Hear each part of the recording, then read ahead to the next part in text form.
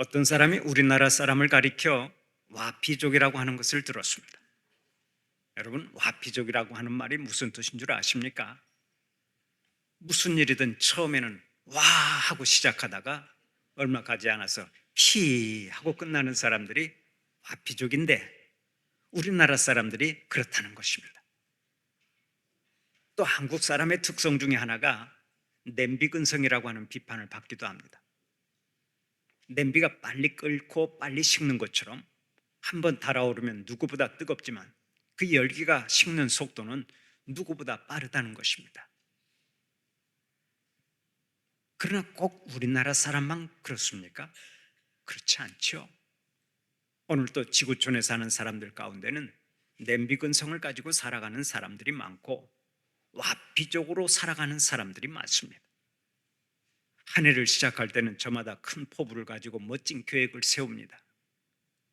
꿈을 이루기 위해서 처음에는 열심히 실천에 옮겨봅니다. 그러나 작심삼일이라고 금방 원위치로 돌아가서 오늘처럼 한 해의 문을 닫을 때는 후회 막심한 사람들이 많은 것입니다. 오늘 여기 계신 여러분은 어떻습니까? 지나온 한 해를 마음먹은 대로 잘 살았다고 생각하십니까? 여러분이 연초에 계획한 대로 살면서 하나님의 영광을 높이 드러내셨습니까? 우리는 하루하루를 잘 살아야 합니다. 하루하루의 삶이 모여서 우리의 일생이 되기 때문입니다. 특별히 우리는 구원받은 성도니까 성화의 과정을 잘 거쳐서 당당하게 하늘나라에 입성하는 영광을 누려야 하겠습니다. 우리 기독교에서는 구원의 과정을 세 단계로 나눕니다. 그 중에 첫 번째가 칭의, 의롭다 하심이고, 두 번째가 성화, 점진적 거룩함이며, 세 번째가 영화, 완전한 변화와 영광입니다. 여기서 칭의는 예수 그리스도를 믿음으로 말미암아 하나님 앞에서 법적으로 의롭다 하심을 받는 순간적 사건을 말합니다. 이 칭의는 구원의 시작점인데 오직 믿음으로 얻는 은혜의 선물입니다. 다음으로 성화는 죄의 세력에서 벗어나 예수님의 인격을 닮아가는 과정을 말하는데, 성령의 인도하심 속에서 성도가 일평생 거룩함을 향해 나아가는 단계입니다. 이 과정은 단회적이 아니죠.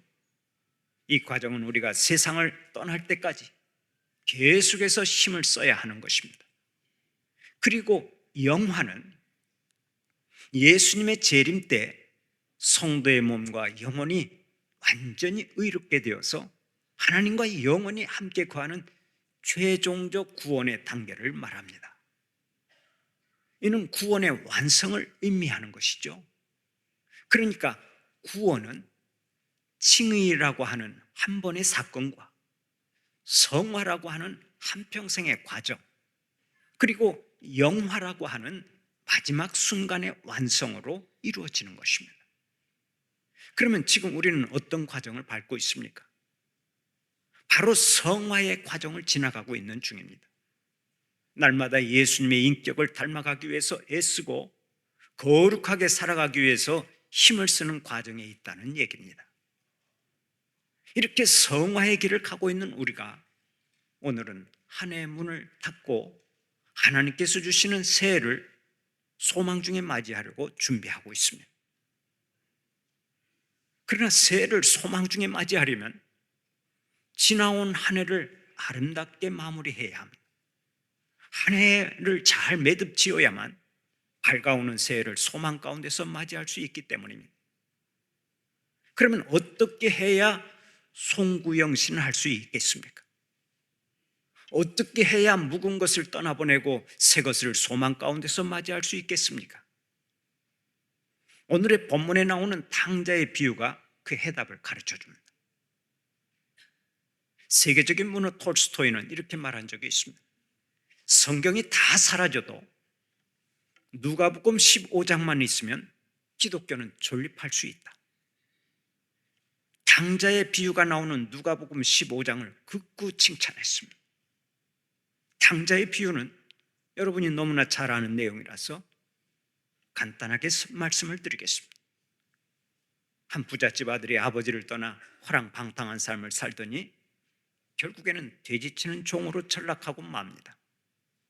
그러다가 정신을 차리고서 아버지의 집으로 돌아갔는데 거기서 새 출발하는 복을 얻게 됩니다.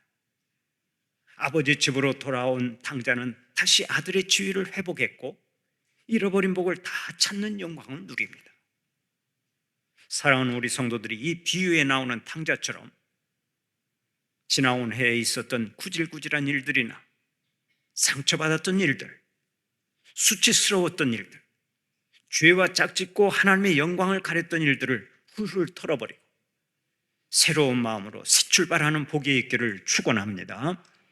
그러면 새 출발하고 송구영신하는 비결이 무엇입니까? 첫째로 나 자신이 누군가를 분명히 자각해야 합니다. 우리가 한 생을 성공적으로 살아가기 위해서는 내가 누구냐 하는 것을 분명히 자각하고 살아야 합니다. 내가 어떤 존재인지도 모르고 한 생을 살아간다면 어떻게 성공적인 인생을 살아갈 수 있겠습니까?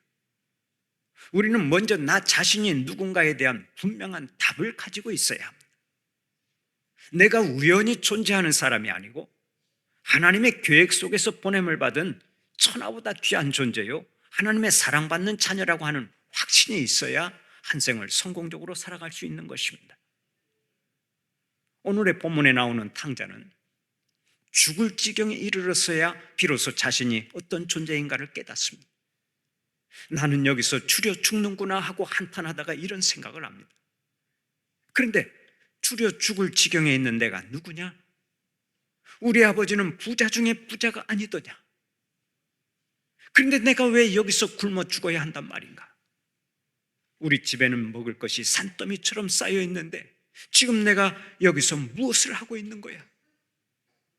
우리 집에는 종들도 배불리 먹고 사는데 나는 아들이라고 하는 놈이 이게 무슨 꼴이냐? 탕자는 뒤늦게 자신이 아들이라고 하는 것을 자각합니다. 지난날 아무런 걱정 없이 화롭게 살던 때를 회고하면서 자신이 어떤 존재인지를 분명히 자각하게 된 것입니다. 자신은 종이 아니라 아들이고 오히려 종들에게 섬김을 받던 부잣집 아들이라고 하는 것을 깨닫게 되었다는 얘기입니다. 그렇게 자신의 신분을 자각했을 때 그의 삶이 어떻게 변했습니까? 더 이상 비굴하게 살지 않았습니다. 더 이상 천박하게 살지 않았습니다. 자기의 기가 막힌 삶을 청산하고 아버지의 집으로 돌아가는 결단을 내렸습니다. 바로 이것입니다. 우리가 어떤 존재냐 하는 것을 아는 순간부터 우리는 그에 걸맞는 삶을 살아가는 것입니다. 그러므로 내가 어떤 존재냐 하는 것을 자각하는 것이 얼마나 중요한지 모릅니다. 독일의 시인 괴테는 이렇게 말했습니다. 사람이 산다는 것은 참으로 귀중한 것이다.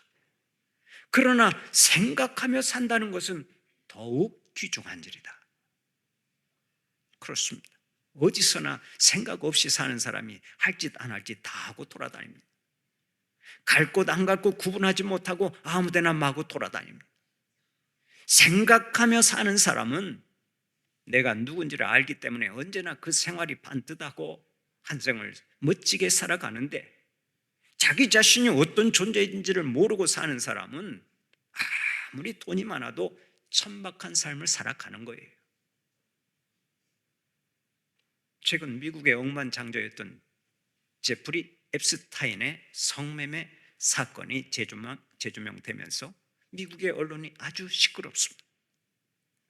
세계 제일의 부자 빌 게이츠나 영국의 앤드루 왕자, 하버드 총장을 지낸 로렌스 서머스, 영화감독 우디 앨런, 미국의 전 대통령 클린턴과 현 대통령인 트럼프에 이르기까지 수많은 유명 인사들에게 미성년자 소녀들을 제공하며 성접대를 했다는 사건이 다시 조명을 받고 있는 것입니다. 재판을 받던 앱스타인이 교도소에서 자살해버리는 바람에 사건의 실체는 명확히 드러나지 않았지만 앞으로 하나하나 드러날 것으로 예측하고 있습니다. 우리가 사는 세상에서 불미스러운 일이 일어날 때 그 상황을 살펴보면 사건의 주인공들은 하나같이 자신의 신분을 망각한 사람들입니다. 아버지가 아버지로서의 신분을 망각할 때 천박하게 사는 것이고, 어머니가 어머니로서의 신분을 망각할 때 천박하게 사는 것입니다. 나라에서도 마찬가지입니다. 자기가 한 나라의 대통령이고 기업의 총수고 유명인사라고 하는 신분을 망각할 때 그 삶이 천박해지는 것입니다. 이는 학생도 그렇고 교사도 그렇고 회사원도 그렇고 사업가도 그렇고 성직자도 그렇고 평신도도 역시 마찬가지입니다. 내가 하나님의 형상대로 지음받은 고귀한 존재라고 하는 사실을 망각하면 그때부터 사람의 구실을 못하고 짐승처럼 오직 본능만을 따라 살아가는 것입니다. 잊지 마십시오. 우리는 하나님을 아빠, 아버지라 부를 수 있는 하나님의 자녀들입니다. 우리가 이 세상에서 가장 고귀한 신분을 가지고 있는 사람들이라고요. 그런데 이 고귀한 신분을 우리가 어떻게 받았습니까? 하나님께서 아들 예수 그리스도를 십자가에 내어 주시고서 우리에게 이 신분을 주신 것입니다. 참으로 엄청난 대가를 지불하시면서 우리의 신분을 바꿔 주셨다는 얘기입니다. 그런데 이 신분은 잠깐만 유지되는 신분이 아니죠. 우리의 신분은 이제 영원까지 계속되는 것입니다. 이것이 얼마나 감사한 일입니까? 땅의 신분은 기껏해야 100년도 못 가서 끝나는 신분입니다. 그러나 하나님의 자녀라고 하는 신분은 영원까지 계속되는 신분입니다. 이 신분은 천사도 부러워하는 신분입니다. 우주 만물이 다 부러워하는 신분이라고요. 그렇다면 우리의 신분이 얼마나 고귀하고 존귀합니까? 한번 따라서 해봅시다. 나는 보통 사람이 아니다. 천사도 부러워하는 신분이다. 신분에 걸맞게 살아가자. 아멘입니까? 옆 사람에게 한번 축복합시다. 성도님은 보통 사람이 아닙니다. 천사도 부러워하는 사람입니다. 신분에 걸맞게 살아가십시오. 좋은 말로 할 때 그렇게 살아가야 돼요. 우리가 보통 신분이 아니잖아요. 천사도 우리를 흠모하는 그런 신분을 가지고 있어요. 그런데 아무렇게나 살 수 있어요? 아무데나 쫓아다니면서 형편없이 살아갈 수가 있어요? 천박하게 살아갈 수 있습니까? 그럴 수 없는 거예요. 우리는 천하보다 귀한 하나님의 사람들입니다. 그런 거로 언제나 신분에 걸맞게 살아가는 자들이 되어야 할 줄로 믿습니다. 우리는 다 하나님의 자녀들이에요. 그러니까 굶어도 하나님의 자녀고 배불러도 하나님의 자녀라는 얘기입니다. 가난해도 하나님의 자녀요, 돈이 많아도 하나님의 자녀입니다. 병들었어도 하나님의 자녀고 건강해도 하나님의 자녀입니다. 지금 고난을 당해도 하나님의 자녀고 모든 일에 형통해도 하나님의 자녀입니다. 그러므로 우리는 하루를 살아도 당당하게 살아가, 하루를 살아도 성결하게 살아야 되는 거예요. 하나님의 영광을 높이 드러내며 살아야 될 줄로 믿습니다. 어떤 목사님이 밤늦게 집으로 돌아오는데 버스 정류장 앞에서 한 할머니가 군고구마 장사를 하고 있었습니다. 목사님은 그 할머니를 도와주려고 고구마 4,000원어치를 사고서 5,000원짜리를 내주었습니다. 거스름돈 1,000원 가지라고 5,000원을 주었던 것입니다. 그런데 할머니가 돌아서는 목사님을 부르면서 이렇게 말하더랍니다. 이보시오 신사 양반, 내가 그렇게 불쌍하게 보이시오? 이래봬도 나는 하나님의 딸입니다. 여기 잔돈이 있으니 가지고 가시오. 그 말을 듣고 목사님이 큰 감동을 받았다는 일화가 있습니다. 비록 군고구마 장사를 하지만 그 할머니는 자신이 하나님의 자녀라고 하는 긍지와 자부심을 가지고 언제나 당당하게 살았던 것입니다. 얼마나 멋진 성도입니까? 우리는 다 하나님의 자녀입니다. 만물의 주인이 되신 하나님, 인생의 주인이 되시는 하나님이 우리의 아버지시라고요. 사랑하는 우리 성도들은 하나님의 자녀라고 하는 신분을 잊지 말고 일평생 신분에 걸맞는 삶을 사시고 하나님의 영광을 높이 드러내시기를 간절히 축원합니다. 두 번째로 현재의 상황을 엄밀히 분석해야 합니다. 그래야 송구영신할 수가 있어요. 탕자는 자기 자신을 돌아보며 이렇게 말했습니다. 나는 아버지의 아들인데 내가 왜 이 모양 이 꼴인가? 내가 여기서 줄여 죽는구나. 또 자기 옷을 바라보았을 때는 내가 누더기를 걸치고 있구나 하고 생각했고, 자기가 먹는 것을 바라보았을 때는 내가 쥐염 열매를 먹고 있구나 하고 말했습니다. 그리고 누워있는 자리를 생각했을 때는 내가 돼지 우리에 누워있구나 하고 탄식했습니다. 현재 자기 모습을 바라보면서 자기의 상황을 엄밀히 분석하고 바른 판단을 내렸습니다. 바로 이것입니다. 우리가 새로운 삶을 살아가기 위해서는 현재 상태에 대한 바른 판단이 필요합니다. 내가 과연 하나님의 자녀답게 살고 있는가? 내가 지나온 한 해를 하나님의 사람답게 잘 살았는가? 새 출발을 하고 진정한 의미에서의 송구영신을 하기 위해서는 먼저 현재 상태에 대한 엄밀한 진단과 판단이 필요한 것입니다. 잊지 마세요. 철저한 건설은 철저한 파괴 위에서만 가능합니다. 우리가 2026년도에 철저한 건설을 기대한다면 먼저 2025년도에 철저한 파괴가 필요합니다. 잘못된 나의 습관을 부숴버려야 하고 패역한 나의 삶을 철저하게 부숴버려야 하는 것입니다. 그러면 탕자는 자신의 모습을 어떻게 진단했습니까? 먼저 아버지의 간섭을 귀찮게 여겼던 것이 잘못이었음을 진단했습니다. 탕자는 아버지의 말씀이 전부 다 간섭이고 구속이라고 생각했습니다. 애야, 앉으라, 서라, 가라, 와라, 인사 좀 잘해라, 성실하게 일해라, 일찍 들어와라, 친구를 잘 사귀어라. 이렇게 말하는 아버지가 자신의 자유를 구속한다고 생각했고 잔소리라고 생각했습니다. 그러나 여러분, 그것이 잔소리가 아니고 자유를 빼앗는 것이 아니죠.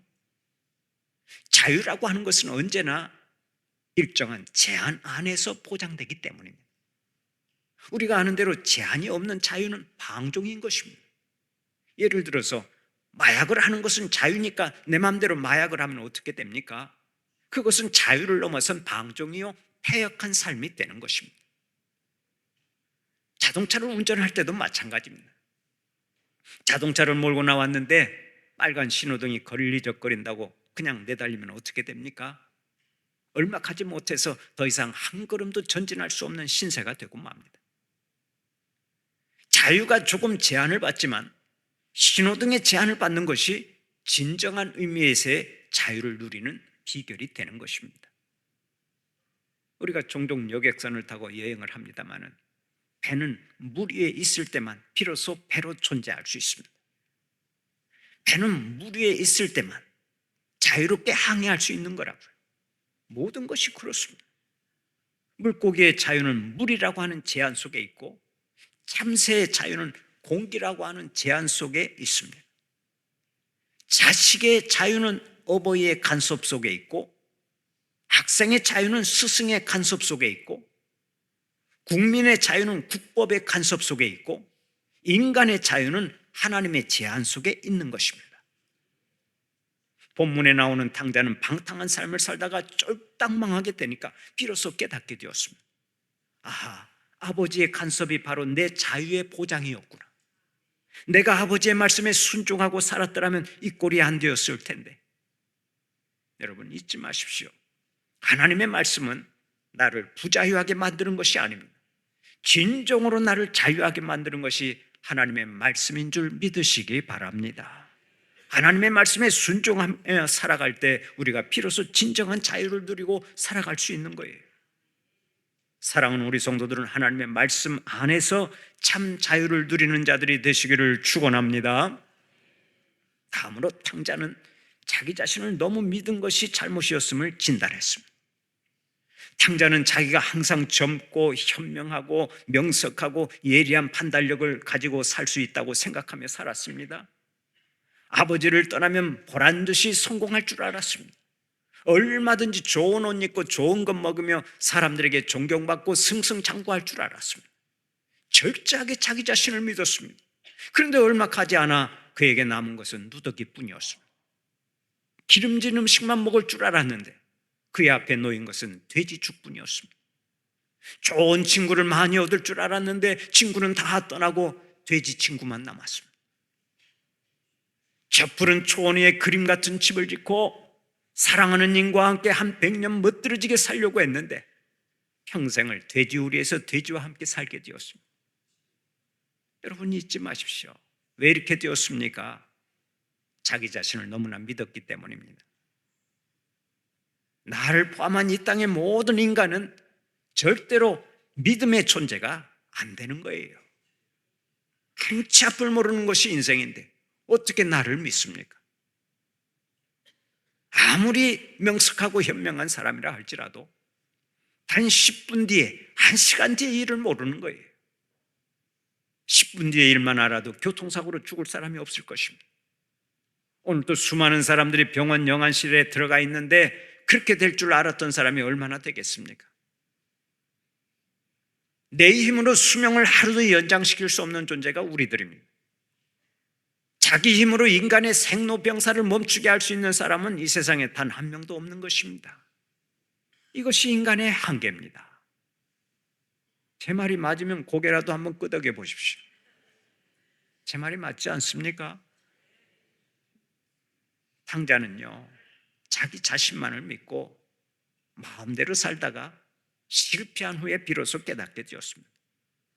내가 인생을 참 잘못 살았구나. 빨리 아버지께로 돌아가자. 이런 깨달음이 있었기에 탕자는 제2의 인생을 살아갈 수 있었던 거예요. 또 탕자는 돈을 너무 믿은 것이 잘못이었음을 진단했습니다. 탕자는 실패한 후에 이렇게 말했습니다. 나는 돈만 있으면 호화롭게 살 줄 알았는데 돈에도 한계가 있구나. 내가 돈만 믿고 날뛰다가 이 모양 이 꼴이 되었구나. 돈이라고 하는 것도 쓰다 보면 주먹 속에 있는 모래같이 쑥쑥 빠져나가는 것입니다. 돈이라고 하는 것이 항상 내 손에 있는 게 아니에요. 돈은 돌고 돌아서 돈이라고 하지 않습니까? 그런데 탕자는 돈이 항상 자기 손에 있을 줄 알고 돈을 물 쓰듯이 펑펑 썼습니다. 또 돈만 있으면 행복이 보장되고 출세가 보장되고 명예가 보장되고 인생의 부귀영화가 다 보장될 줄 알았습니다. 그러나 그의 형편이 어떻게 되었습니까? 아버지를 떠나면서까지 돈을 따라갔지만 그 마지막은 돼지를 치는 종이었고 알거지 중에 알거지였습니다. 여러분 절대로 돈에 속지 마세요. 우리가 돈 하면서 돈은 나의 목자시니 내게 부족함이 없으리로다 하고 살지만은 사실은 그것이 속임수 아닙니까? 우리가 한 생을 살면서 반드시 필요한 것이 돈입니다. 돈이 없으면 못 삽니다. 돈을 좋아하는 것을 나쁘다고 할 수 없습니다. 그러나 그 돈이 하나님 없는 돈이라고 하면 문제가 되는 것입니다. 하나님을 떠나면서까지 돈에 목을 메고 그 돈 때문에 하나님과는 아무런 관계가 없는 삶을 살아간다면 그 인생은 이미 멸망의 길로 들어선 것입니다. 탕자는 아버지의 간섭을 귀찮게 여긴 것이 잘못이고 자기 자신만을 믿었던 것이 잘못이고 돈만 따라갔던 것이 잘못이었음을 깊이 깨달았습니다. 그런데 거기서 끝나지 않았습니다. 자기의 잘못을 깨달은 후에 그는 자기의 못된 습관과 세상을 향한 잘못된 욕망을 과감히 끊어버렸습니다. 그리고는 배짱 좋게 아버지 집으로 돌아갔습니다. 어떤 면에서는 조금 뻔뻔하지만 과감하게 아버지 집으로 돌아간 것입니다. 그러나 그것이 축복의 문으로 들어가는 첫걸음이었음을 믿으시기 바랍니다. 아들이 아버지의 집으로 돌아가자 아버지가 어떻게 했습니까? 아버지는 아들이 돌아오기만을 간절히 기다리다가 아들이 돌아오자 맨발로 뛰쳐나가 아들을 끌어안았습니다. 입을 맞추었습니다. 제일 좋은 옷을 입혔습니다. 손에 가락지를 끼우고 발에 신을 신겨주었습니다. 그리고는 송아지를 잡고 동네 잔치를 벌였습니다. 풍악이 울리고 온 동네 사람들이 춤을 추며 즐거워했습니다. 바로 이것입니다. 우리가 하나님 아버지께 돌아오기만 하면 하나님께서는 두 손 들어 우리를 맞이해 주시고 새로운 삶을 살아가도록 은혜를 베풀어 주시는 것입니다. 그런 의미에서 우리는 조금 뻔뻔할 필요가 있습니다. 하나님 아버지 뻔뻔하지만 죄 많은 인생이 또다시 하나님 앞에 나와왔습니다. 저를 용납하시고 새로운 삶을 살아갈 수 있도록 은혜를 베풀어 주시옵소서. 이렇게 기도하면서 하나님 앞에 나오는 것을 우리 하나님은 기뻐하시는 것입니다. 아이고, 나같이 죄 많은 인생이 어떻게 하나님 앞에 나아갈 수 있을까? 다른 사람이라면 몰라도 나는 안 될 거야. 이런 생각을 하면 절대 안 됩니다. 적어도 이런 면에서는 하나님께서도 조금 뻔뻔한 성도들을 사랑하시는 것입니다. 하나님의 종 다윗을 보세요. 그가 한 생을 훌륭하게 살았지만 육신의 정욕 때문에 넘어진 때도 있었습니다. 그때 다윗이 어떻게 했습니까? 하나님 앞에 엎드려 눈물로 회개했습니다. 하나님 아버지, 나의 죄를 사하여 주옵소서. 웃을 줄은 나를 정결하게 하여 주시옵소서. 주의 구원의 즐거움을 내게 회복시켜 주시고 자원하는 심령을 주사 나를 붙드소서. 뻔뻔하기 그지없지만 하나님께서는 이런 다윗을 용서하시고 새로운 삶을 살아갈 수 있도록 은혜를 베풀어 주신 것입니다. 한번 따라서 해봅시다. 하나님은 뻔뻔한 성도를 사랑하신다. 무조건 하나님 앞에 엎드리자. 아멘입니까? 후회는 잠깐이면 족합니다. 오래 끌면 오히려 송구영신의 방해만 됩니다. 그러므로 과감하게 일어서야 돼. 염치 불구하고 하나님 아버지께 돌아가야 합니다. 염치 생각하면 못 돌아갑니다. 체면 생각하면 못 돌아갑니다. 그리고 아버지와 아들 간에는 무슨 염치를 생각하고 체면을 생각합니까? 물고기가 물로 돌아가는데 무슨 염치가 필요하고 자식이 부모님께 돌아가는데 무슨 체면이 필요합니까? 하나님께서 지극히 사랑하시는 인간이 하나님 아버지께 돌아가는데 무슨 염치와 체면을 생각한단 말입니까? 사랑하는 우리 성도들은 이 시간 모든 것을 뒤로하고 사랑의 하나님 아버지께 돌아오는 역사가 있기를 바랍니다. 송구영신을 잘해서 새해 더 큰 복을 받고 더 큰 영광을 돌리고 범사에 승리하는 여러분들이 되시기를 간절히 축원합니다.